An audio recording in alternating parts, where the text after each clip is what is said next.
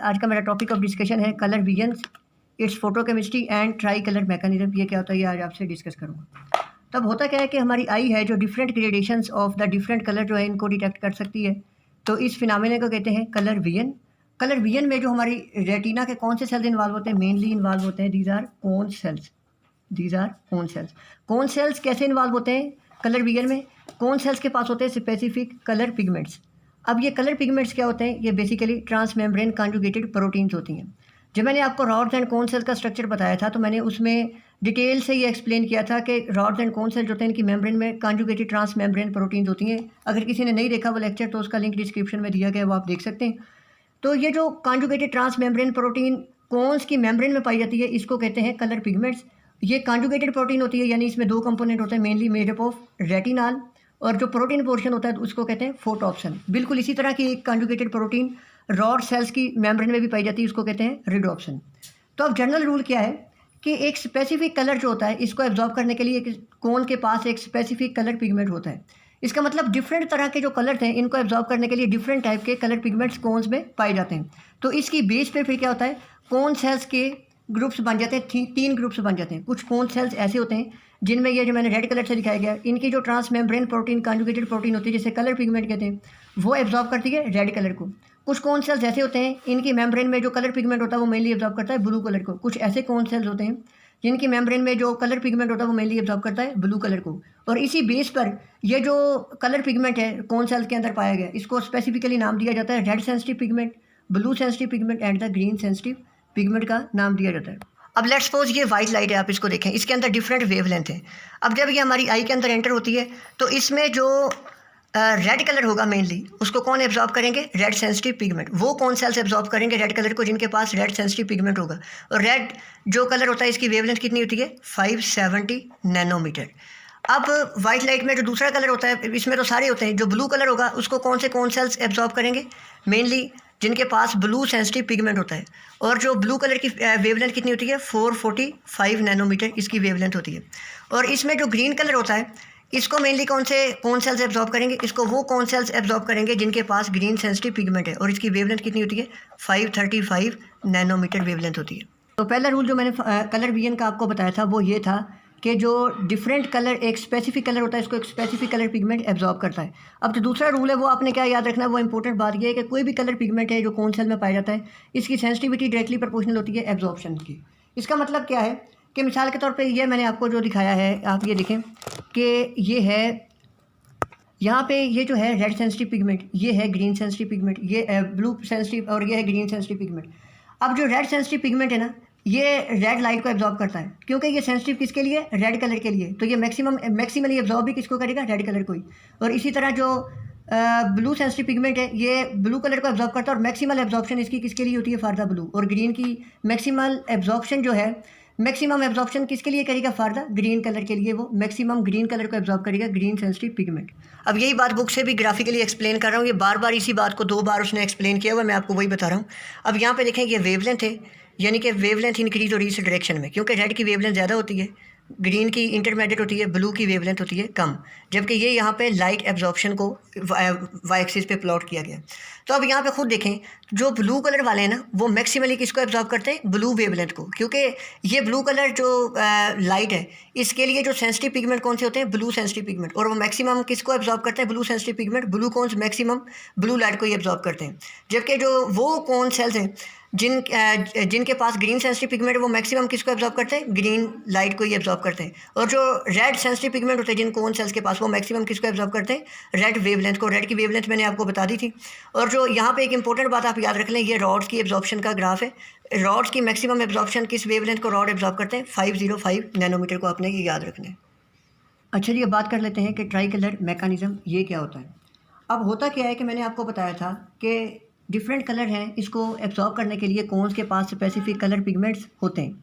अब लेकिन मैंने जब ये आपको बताया इसके लिए मैंने कलर पिगमेंट्स की तो 3 टाइप बताई, रेड, ब्लू एंड ग्रीन। अब सवाल ये पैदा होता है कि बाकी कलर इनके लिए तो कलर पिगमेंट नहीं होता, तो फिर बाकी कलर कैसे एब्जॉर्ब होते हैं?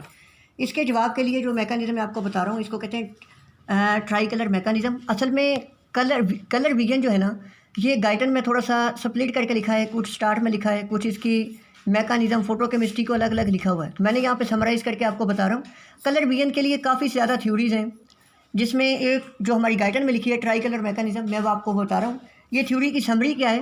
ये थ्योरी कहती है कि हमारे जो कलर है ना, बेसिकली 3 कलर होते हैं, इनको हम कहते हैं प्राइमरी कलर। ये कौन कौन से कलर होते हैं? Red, green, blue. रेड को कहते हैं फर्स्ट प्राइमरी कलर, और इसके लिए जो टर्म यूज़ होती है इसको कहते हैं प्रोट। और जो ग्रीन कलर होता है ये होता है सेकेंड प्राइमरी कलर, इसके लिए टर्म यूज़ होती है ड्यूट। और जो ब्लू है ये प्राइमरी कलर है, लेकिन प्राइमरी कलर नंबर 3rd है, ये 3rd प्राइमरी कलर है, इसके लिए टर्म यूज़ होती है ट्राइट। अब ये टर्म जो है क्लिनिकली यूज़ करते हैं, जब मैं इसकी क्लिनिकल कलर ब्लाइंडनेस आपको बताऊंगा तो इसमें मैं आपको ये बताऊंगा। और मैंने ये प्राइमरी कलर को अरेंज किया in decreasing order of the wavelength. Red से ब्लू तक वेवलेंथ क्या हो जाती है? डिक्रीज हो जाती है। तो कलर विजन की जो थ्योरीज हैं उनका जो है समरी है उनकी, वो क्या है? वो ये है कि बाकी कलर जो है हम उनको किस तरीके से डिटेक्ट करते हैं कि ये जितने भी प्राइमरी कलर हैं, हमारे 3 जो प्राइमरी कलर हैं रेड, ब्लू और ग्रीन, बेसिकली ये मोनोक्रोमेटिक कलर है। इनकी डिफरेंट प्रोपोर्शन में डिफरेंट जब ये मिक्स होते हैं, जब ये प्राइमरी कलर डिफरेंट कॉम्बिनेशंस में मिक्स होते हैं तो इनके मिक्स होने की वजह से बाकी कलर्स प्रोड्यूस होते हैं। तो इस तरीके से सारे के सारे कलर जो हमें नजर आते हैं। तो समरी बता दूं कि जो प्राइमरी कलर हैं रेड, ग्रीन, ब्लू, इनके लिए तो स्पेसिफिक पिगमेंट होते हैं। जब ये पिगमेंट ने इनको एब्जॉर्ब कर लिया ये तो डिटेक्ट हो गए, और बाकी कलर जो होंगे वो इनके डिफरेंट कॉम्बिनेशन से प्रोड्यूस होते हैं। अब वो कैसे प्रोड्यूस होते हैं वो आपको बताता हूँ।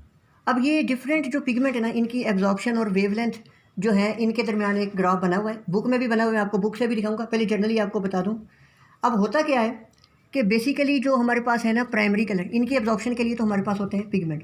इसका मतलब जब भी कभी वेवलेंथ ब्लू कलर की आती है जिसकी वेवलेंथ कितनी होती है? 445 नैनोमीटर। इसको मेनली कौन सेल एब्जॉर्ब कर लेते हैं? वो कौन सेल एब्जॉर्ब कर लेते हैं जिनके पास ब्लू सेंसिटिव पिगमेंट होते हैं।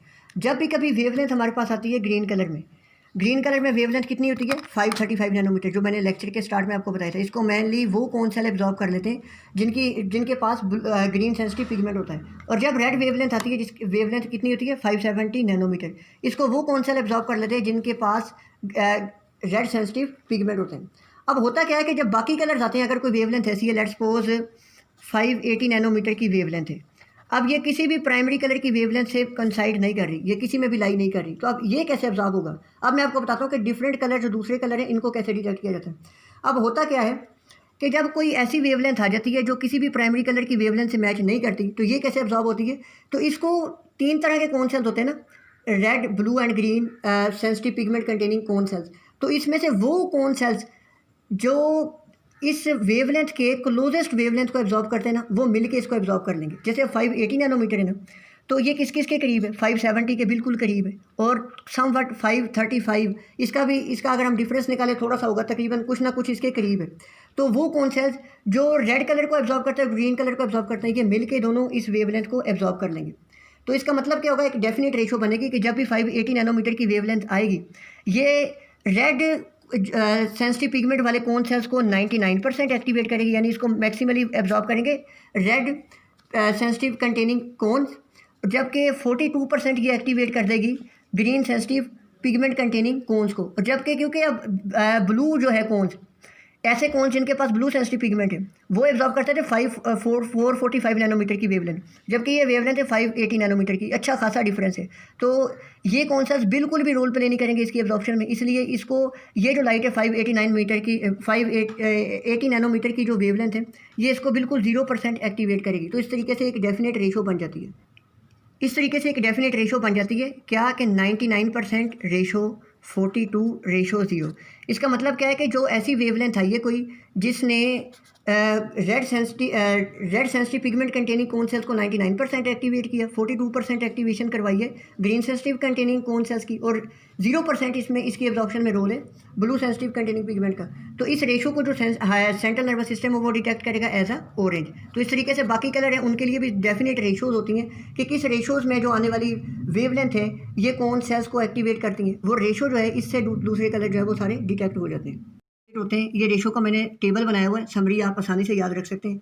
जब भी कभी ऐसी वेवलेंथ आई है कि इसकी एब्जॉर्प्शन में 99% red sensitive pigment containing cone cells 99% absorption में इन्वॉल्व है, 42% green sensitive pigment containing cone cell involve है, और 0% ब्लू कलर। तो ये कैसे परसीव होगी सेंट्रल नर्वस सिस्टम? इस रेशो को कैसे परसीव करेगा? As a orange colour. जब रेशो होगी 0, 0, 97, इसको कैसे परसीव किया जाएगा? As a blue. जब 83 और 83 रेशो 0, जब ये रेशो आएगी तो इसको सेंट्रल नर्वस सिस्टम परसीव करेगा एज ए येलो कलर। और जब भी कभी ऐसी वेवलेंथ है कि वो 30 इसकी एब्जॉर्प्शन में 31% red sensitive pigment containing cone cell involve हो, 67% green sensitive pigment containing cone cell involve हो, 36% blue sensitive pigment containing cone cell involve हो। तो इस तरह की जो हमारे पास आ जाती है वेवलेंथ, इस तरह का जो कलर होगा वेवलेंथ, इसको सेंट्रल नर्वस सिस्टम कैसे परसीव करेगा? As a green colour perceive करेगा। अब अगर कोई ऐसी लाइट आ जाती है जिसकी वजह से red sensitive pigment containing cone cells, green sensitive pigment containing cone cells और blue sensitive pigment containing cone cells जो है सारे 1:1 में एक्टिवेट होते हैं। इसका मतलब क्या है कि सब की एक्साइटेशन एक जैसी हुई। इसका मतलब क्या है कि ये कोई ऐसी वेवलेंथ है, ऐसी लाइट है जिसके अंदर सारी की सारी वेवलेंथ है। तो इसका मतलब ये कौन सी वेवलेंथ होगी? ये मेनली कौन सी लाइट होगी? वाइट लाइट होगी। तो इसका मतलब जब भी वाइट लाइट आएगी तो इसकी वजह से क्या होगा? 1:1 में सारे जो है कलर पिगमेंट्स हैं 1:1 में एक्टिवेट होंगे। तो इस तरीके से इसकी एब्जॉर्प्शन होती है। ये सारी कलर विजन है। अगर कोई आप मुझे कमेंट सेक्शन में बता सकते हैं। Thank you very much.